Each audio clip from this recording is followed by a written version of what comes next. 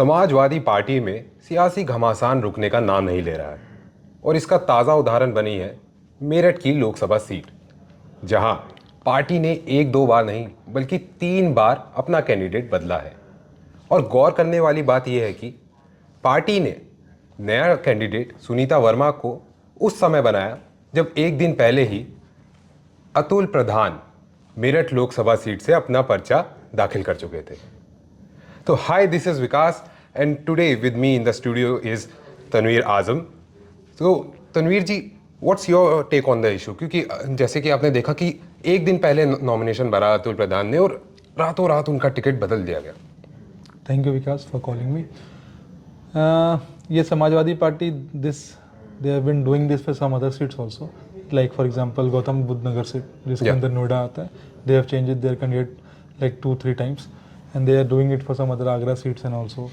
So I think this speaks of a little confusion within the party. And after Meerut, one more seat which has grabbed everyone's attention was Muradabad seat. Yeah. जहाँ पे party ने पहले ST Hasan जो वहाँ के उनके sitting MP थे उनको बोला कि आप जाके टिकट ये करो। देन रुचि वीरा जो कि समाजवादी पार्टी के एक सीनियर लीडर हैं, she has been MLA of Samajwadi party, वो she said that she has been given the ticket of the party. After a lot of like tug of war between Ruchi Veera and ST Hasan, it was decided that finally Ruchi Veera will be the candidate of the party of Samajwadi Party from Muradabad. The same thing is happening in Meerut also. Yeah. Now they have given ticket to Sunita Verma. Atul Pradhan was a very good leader, a very good choice also. He defeated BJP's Sangeet Som in 2022 assembly election. Yeah. So he is a very good. He enjoys a very good mass following in the ground. His only problem was, which I think forced the party to change his candidature, because he comes from Muzaffarnagar, right? That Sangeet Som seat, Sardana seat, from where he has won the election, that comes under Muzaffarnagar Lok Sabha constituency, and that has created a lot of discontent among the party workers, among SP workers of Meerut. So this could be one of the main reasons which has prompted Akhilesh Yadav to change the candidate. And Sunita Verma, she is also a very well-known face. She is a mayor, and her husband Yogesh Verma is also a good leader. So I don't see that.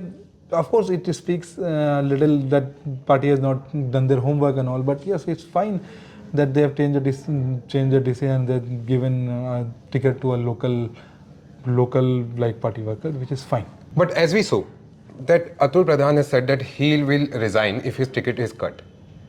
But on the other hand, today he has made another tweet and he's saying that no, I'll accept the decision and I'll work with the party workers. So the question here is, क्या यहाँ पर अब ये controversy खत्म हो गई है? Will this stop affecting the party? Will SP now move forward or this feud will continue?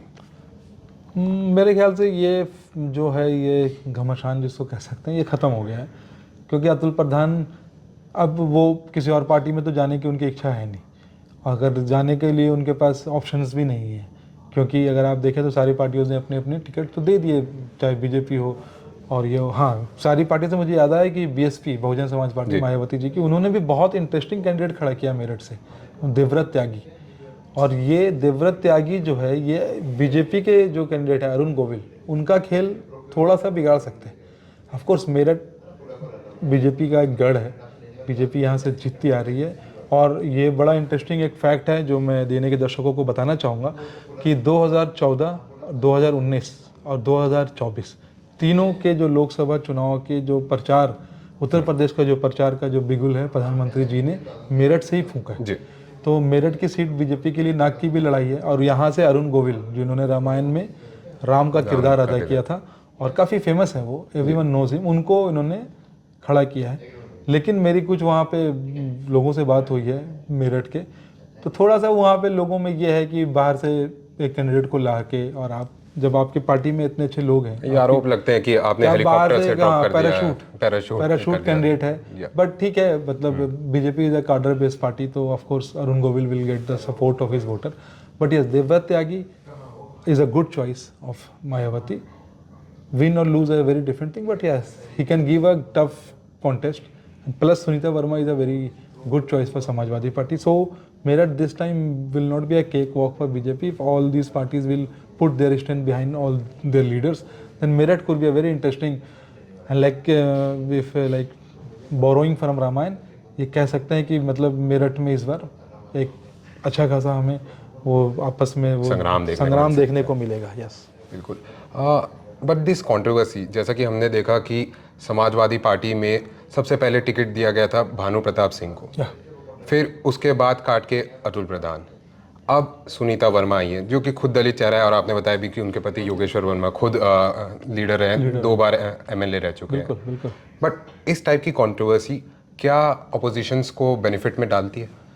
देखिए, अपोजिशन, अब जैसे कल ही वो जयंत ने ट्वीट किया कि भाई जो हमारी विरोधी पार्टी है वहाँ तो लोगों का टिकट कहीं पक्का नहीं है, जिसका टिकट बच गया उनका नसीब, जिनका कट गया उनका कट गया।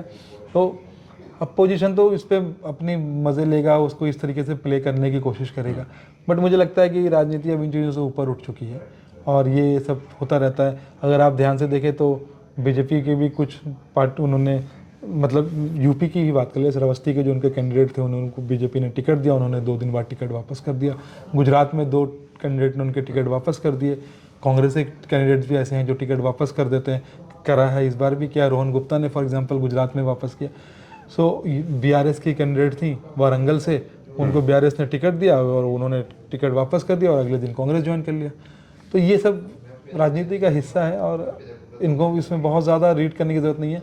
हाँ, ये मेरठ वाली बात हम लोग इसलिए ज़रूर अपने दर्शकों को बताएं कि हम क्यों डिस्कस कर रहे हैं, क्योंकि मेरठ की सीट एक तो बीजेपी के लिए बहुत इम्पॉर्टेंट है, प्लस वहाँ से हमारे आपके और सबके प्यारे राम खड़े हैं, कोट अनकोट राम चुनाव लड़ रहे हैं, इसीलिए।